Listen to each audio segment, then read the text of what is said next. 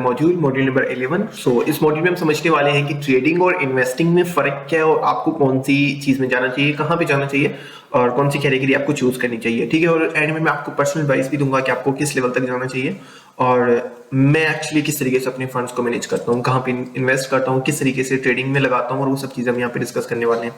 Okay, तो सबसे पहले हम समझते हैं कि ट्रेडिंग और इन्वेस्टिंग में फ़र्क क्या है। ठीक है, अब ये होता है कि ट्रेडिंग का मतलब ये है कि आप शॉर्ट टर्म प्रॉफिट के लिए इन्वेस्ट करते हैं और इन्वेस्टिंग का मतलब ये है कि आप लॉन्ग टर्म इन्वेस्टमेंट के फोकस करते हैं। लॉन्ग टर्म के लिए आप अपना जो माइंडसेट है वो लॉन्ग टर्म के हिसाब से चलते हैं। इसका मैं आपको एग्जांपल देता हूँ।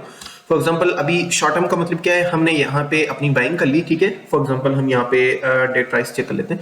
हमने यहाँ से बाइंग की और यहाँ पे अपनी जो है वो क्लोजिंग लगा दी। ठीक है, इसको कहते हैं ट्रेडिंग। अपने थोड़े ही टाइम फ्रेम में छोटे मार्केट्स को, छोटे मार्केट के मूव्स को प्रॉफिट में कवर अप करना, उसको हम कहते हैं ट्रेडिंग। और आपने यहाँ पे अपना फंड बेच दिया। ठीक है, फॉर एग्जांपल इसी तरीके से आपने यहाँ पे बाइंग की, जस्ट ए मिनट हम इसको यहाँ से ले लेते हैं। आपने यहाँ पे बाइंग की और यहाँ पे आपने बेच दिया। ठीक है, जिस तरीके से ये वाला मूव है, तो मार्केट जैसे नीचे आपने देखा यहाँ पे सपोर्ट, आपने यहाँ से बाइंग करके यहाँ पे आपने सेल कर दी 15% प्रॉफिट में। फिर आपने मौके का इंतजार किया, जैसे हम अपने मौका आपको मिला, आपने अगेन जो है बाइंग करके अगेन थोड़े थोड़े छोटे छोटे मूव्स को जो है ना प्रॉफिट में कवर अप करना। या ट्रेडिंग का मतलब फ्यूचर ट्रेड जो हम करते हैं, फॉर एग्जाम्पल आपने यहाँ से देखा कि ये सपोर्ट ब्रेक हो गया तो आपने यहाँ पे प्रॉफिट ले लिया, वहां से मार्केट को शॉर्ट कर लिया थोड़े से छोटे टाइम फ्रेम में, तो उसको हम कहते हैं कि ट्रेडिंग। ठीक है, अब इन्वेस्टिंग का फर्क क्या होता है, आप यहाँ पे वेट करेंगे कि कौन सी प्राइसेस ठीक है, आपको छोटे छोटे मूव्स का कोई फर्क नहीं पड़ता, आप यहाँ पे इन्वेस्टमेंट करते हैं। जैसे ये वाला टाइम फ्रेम है, यहाँ पे थोड़ा सा लंबा टाइम फ्रेम है और लंबा टाइम फ्रेम और भी ज्यादा होता है, जैसे 34%। ये भी शॉर्ट ट्रेड में भी आता है। वो डिपेंड करता है ना कि हम किस हिसाब से, किस माइंडसेट से सोच रहे हैं। अगर शॉर्ट टर्म आपका माइंडसेट ये है कि शॉर्ट टर्म एक दिन में है, तो ये उससे आपके हिसाब से लॉन्ग टर्म है, क्योंकि ये पूरे एक मंथ का चार्ट है। यहाँ से यहाँ तक अगर हम देखेंगे तो 15 दिन से तो ऊपर ही है, एक मंथ का ही है। यहाँ पे 34% आपको प्रॉफिट मिलता है।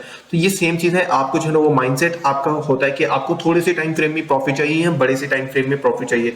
अगर हम यहाँ पे देखेंगे, यहाँ पे एक छोटा सा टाइम फ्रेम हमें यहाँ पे बता रहे हैं कि यहाँ पे अगर कोई इंसान बाय करता है और यहाँ पे अपनी सेलिंग कर देता है कि यहाँ पे रेजिस्टेंस है, तो वो शॉर्ट टर्म ट्रेड भी। क्योंकि अगर यहाँ पे बाय कर रहे हैं, अपनी प्राइस देखेगा कि मुझे फॉर एग्जांपल मैं वेट कर रहा हूँ यहाँ पे $10,000 के लिए स्पोर्ट बाइंग के लिए, तो मैं जब प्रॉफिट बुक करूंगा वो लॉन्ग टर्म के हिसाब से होगा, 2 साल के हिसाब से होगा या 4-5 महीने के हिसाब से होगा या 6 महीने के हिसाब से होगा। वो डिपेंड करता है कि मार्केट कितने टाइम में ऊपर जाएगी या उसका पीक क्या है, अभी के हिसाब से ट्रेंड पीक क्या, ट्रेंड का पीक क्या है और किस तरीके से मार्केट रिवर्स हो सकता है, उसके अकॉर्डिंग मैं लॉन्ग टर्म के अकॉर्डिंग इन्वेस्टमेंट कर दूंगा। ठीक है, तो इन्वेस्टिंग और ट्रेडिंग में फर्क है। ट्रेडिंग का मतलब ये कि छोटे टाइम फ्रेम में आपने इन्वेस्ट कर दिया और उससे प्रॉफिट निकाल के आपने बेच दिया उसको। इन्वेस्टिंग का मतलब ये कि आपने एक अच्छी सी प्राइस देखी, फंडामेंटल चेक किए और लॉन्ग टर्म इन्वेस्टमेंट आपने उसमें डाल दिया। अगर डंप आता है आप उस पर से सेल कर देते हैं, अगर आपको डंप आता है तो आप अगेन एक थोड़ी सी और इन्वेस्टमेंट डाल देते हैं। तो इसका मतलब ये होता है ओके, प्रॉफिट माइंडसेट के साथ आप करते हैं। ठीक है, जो मतलब थोड़ा सा प्रॉफिट मिलता रहा है, जिस तरीके से मैंने आपको अभी बताया कि आप यहाँ पे देखते हैं कि थोड़ा सा प्रॉफिट मिल रहा है, थोड़ा सा प्रॉफिट मिल रहा है, तो आप उसको जो है वो बुक करते रहते हैं और मार्केट से निकल जाते हैं थोड़ी सी प्रॉफिट में ही। ठीक है, और जो इन्वेस्टिंग का माइंडसेट होता है वो ये होता है कि आपका जो ओवरऑल कैपिटल वो ग्रो हो और इस तरीके से, जैसे मैं किस तरीके से करता हूँ वो चलो हम एंड में डिस्कस कर लेंगे। पहले हम अपने पॉइंट्स कंप्लीट कर लेते हैं। मैं आपको यहीं पे बता देता हूँ क्योंकि यहाँ पे हमें पॉइंट मिल गया। मैं दोनों चीजें करता हूँ। ठीक है, अब क्या होता है कि मुझे तो ग्रोथ कहाँ से मिले, जब प्रॉफिट होगा तो ग्रोथ ऑटोमेटिकली आ जाएगी ना। तो मैं क्या करता हूँ, फॉर एग्जांपल मेरी टोटल जो कैपिटल है, मेरे पास जो टोटल इन्वेस्टमेंट है क्रिप्टो के अंदर वो $100 है। ठीक है, तो उसमें $100 में से $80 में इन्वेस्टिंग में लगा देता हूँ और $20 में ट्रेडिंग में लगा देता हूँ। ठीक है, अब क्या होता है, मैंने फॉर एग्जांपल यहाँ से लॉन्ग टर्म इन्वेस्टमेंट बाय की हुई है, यहाँ जो लॉन्ग टर्म इन्वेस्टमेंट है वो फंड मैंने रखा हुआ है, लेकिन 20% में यहाँ पे $20 में यहाँ पे लगा दूंगा और 15% प्रॉफिट में मैं निकल जाऊंगा। ठीक है, तो छोटे मूव्स को भी मैंने मार्केट से प्रॉफिट ले लिया और बड़े मूव्स का भी मैं प्रॉफिट ले लूंगा। ठीक है, तो ये दोनों चीजें आपने करनी है। ओके, यहाँ पे रिस्क ज्यादा होता है क्योंकि आप ट्रेडिंग कर रहे होते हैं ना, आपको छोटे छोटे टाइम फ्रेम्स का अगर हम लॉन्ग टर्म में देखें ना, तो मैं यहाँ पे श्योर हूँ कि मार्केट यहाँ से फरवरी में थोड़े से टाइम के बाद यहाँ पे सर्कुलेट हो गया, मार्केट बीटीसी के अंदर 200%, 250% ऑलमोस्ट 200% प्रॉफिट आने वाला है, जो कि मैं अपने हिसाब से एनालिसिस कर चुका हूँ। ठीक है, लेकिन यहाँ पे क्या होता है, रिस्क ज्यादा है। अब यहाँ पे मैं अगर मैं इन्वेस्टमेंट करता हूँ तो मैं स्टॉप लॉस यहाँ पे लगा दूंगा। ठीक है, तो यहाँ पे क्या रिस्क बढ़ गया। अगर मैं इन्वेस्टमेंट के माइंडसेट से करूंगा तो मैं क्या करूंगा, वेट करूंगा और जब पीक आएगी वहां से मैं इन्वेस्टमेंट कर दूंगा और जब मार्केट ऊपर जाके पीक पे जाएगा तो मैं यहाँ पे जाके सेल कर दूंगा। तो इन्वेस्टिंग में रिस्क बहुत ही कम है, बहुत ही ज्यादा कम है, आपको कोई ज्यादा रिस्क लेना नहीं होता इन्वेस्टिंग में। ट्रेडिंग में बहुत ज्यादा रिस्क होता है, तो ट्रेडिंग में कैपिटल भी आपका कम होना चाहिए। ठीक है, और बेनिफिट्स हम लेते हैं वॉलेटिलिटी के।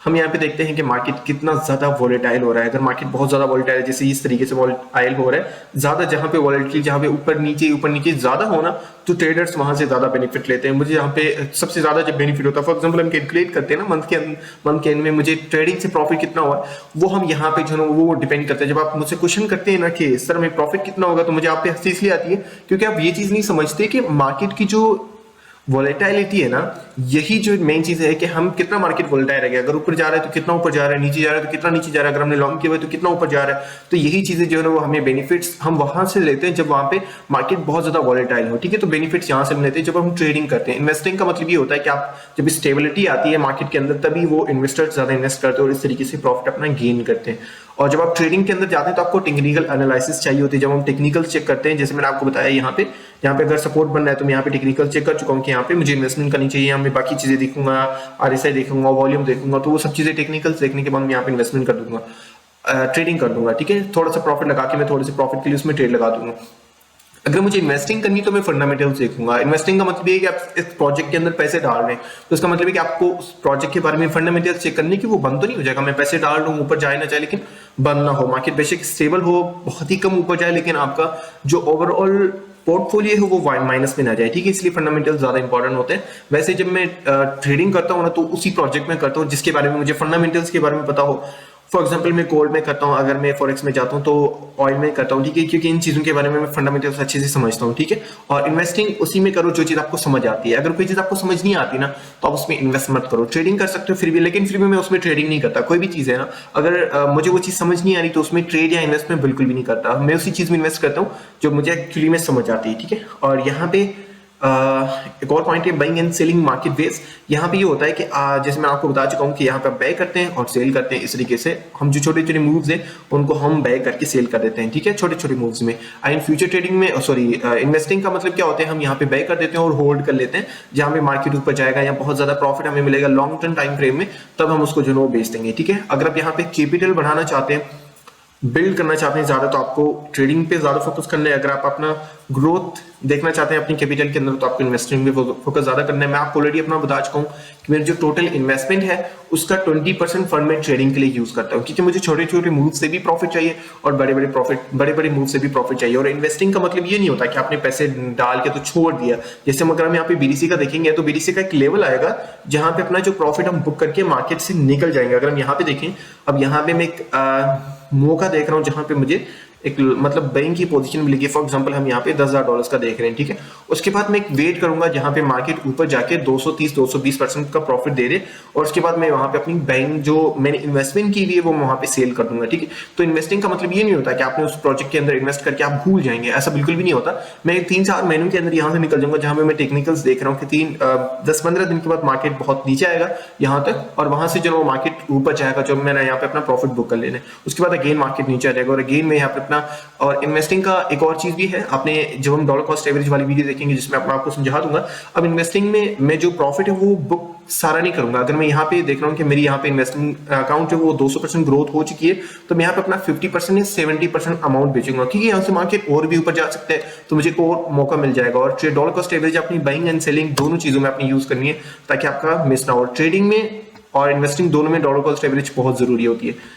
ओके, आई होप आपको समझ आ गया हो गया कि आपको कौन सा चूज करनी चाहिए। बाकी मैं अपना टोटल कैपिटल की अगर हम बात करें तो 80% टोटली मेरी इन्वेस्टमेंट है, सिर्फ 20% में ट्रेडिंग में करता हूँ, बाकी 80% सारी मैंने इन्वेस्ट की हुई है, जो कि मैं लॉन्ग टर्म इन्वेस्टमेंट पे ज्यादा फोकस करता हूँ। ट्रेडिंग भी अच्छी चीज है जहां पे हमें प्रॉफिट ज्यादा होता है, लेकिन उसमें रिस्क ज्यादा होता है, क्योंकि मेन चीज हमारा पोर्टफोलियो है। अगर पोर्टफोलियो हमारा सिक्योर है तो कोई मसला नहीं है। पोर्टफोलियो अगर हमारा ठीक है, क्योंकि ट्रेडिंग में तो लॉस भी हो सकता है और फंड को लूज करना बहुत बड़ी बेवकूफी होती है, तो समटाइम आपको रिस्क मैनेजमेंट के हिसाब से लेना है, ठीक है। आपको कैलकुलेटेड रिस्क लेना है, देन ही आप जिंदगी में कामयाब हो सकते हैं। अगर आपको लाइफ में कोई कहता है कि आपको रिस्क लेना चाहिए, आप कामयाब हो जाएंगे, अगर आप रिस्क नहीं लेंगे, तो मेरा माइंडसेट यही है कि आपको कैलकुलेटेड रिस्क लेना चाहिए, कैलकुलेट करना चाहिए, उसके बाद रिस्क लेना चाहिए, ठीक है। थैंक यू सो मच, मिलते हैं नेक्स्ट मॉड्यूल में।